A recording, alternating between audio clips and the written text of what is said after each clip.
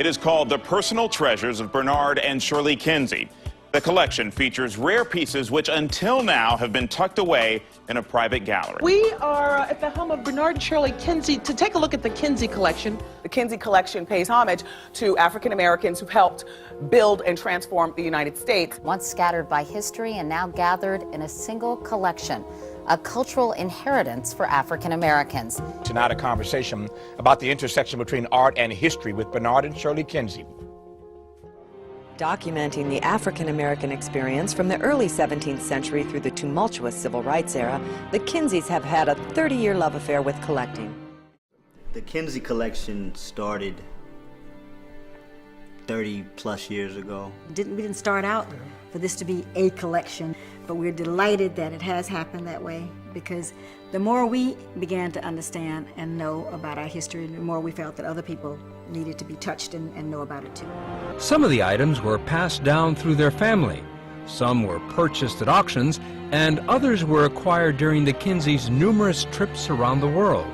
We've been to 90 countries and 6 continents, and we basically collected something from all of these 90 countries. But our real focus has always been, how do we speak to the African American experience?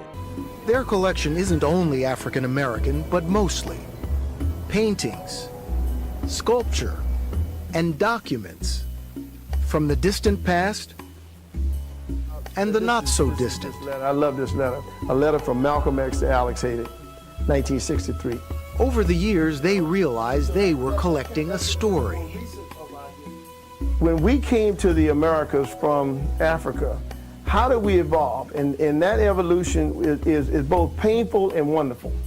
And putting that together is what we tried to do here. It's been quite a journey for a couple who met as college kids at predominantly black Florida A&M in 1963, when students were fighting for civil rights. I met her after she got out of jail. They've grown so close.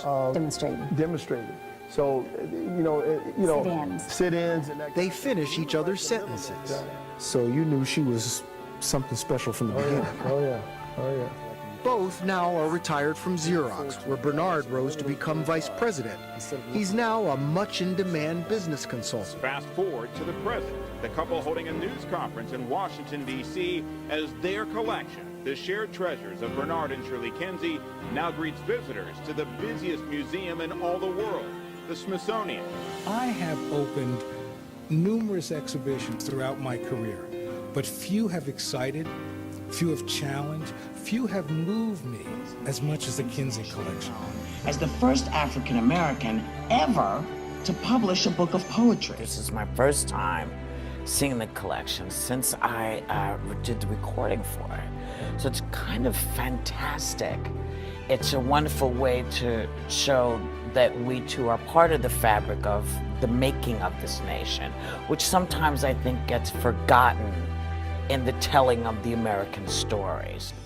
Efforts like this are efforts to fill that gap. This is really important for young people. Knowing who you are is the best grounding you can get.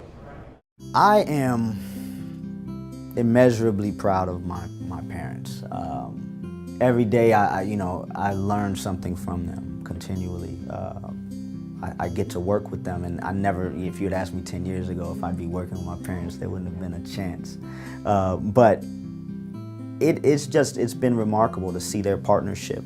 The Kinseys have reached a stage in their lives where they can afford to indulge their passions, one even greater than collecting, sharing. Together, they have raised more than $22 million for scholarships at historically black colleges. You know that black people have been a part of everything that's happened in the Americas almost from the beginning.